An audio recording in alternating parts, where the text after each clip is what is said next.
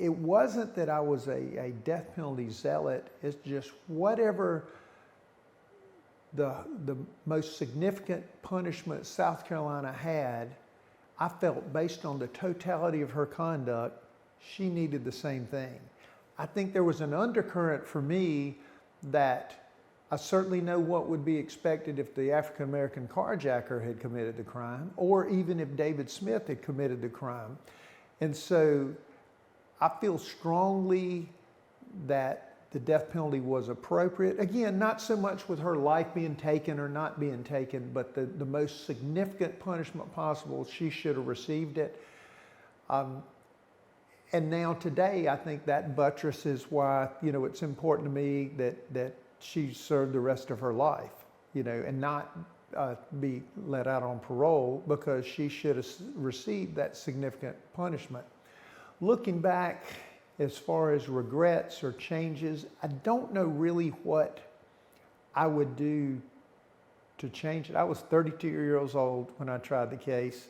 I had already tried death penalty cases before that, since I'd been elected solicitor, but if I'm going to be fair, I think I was a little naive to the lengths the defense would go to save her life.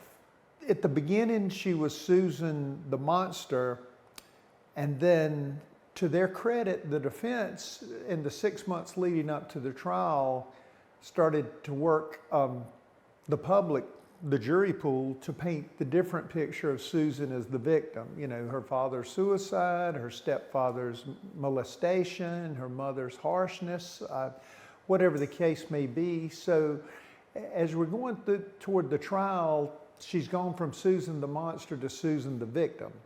Now, while I didn't necessarily buy Susan the victim, I was willing to give it the benefit of the doubt.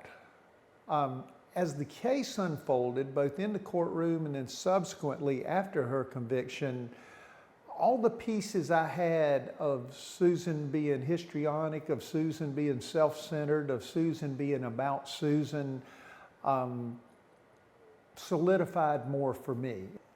Over the years, her conduct and the small things I saw leading up to the case and in the courtroom firmly convinced me that I was right in the beginning about Susan, and that she didn't really deserve my benefit of the doubt. In other words, that she is truly focused on Susan, that she is either the princess or the victim.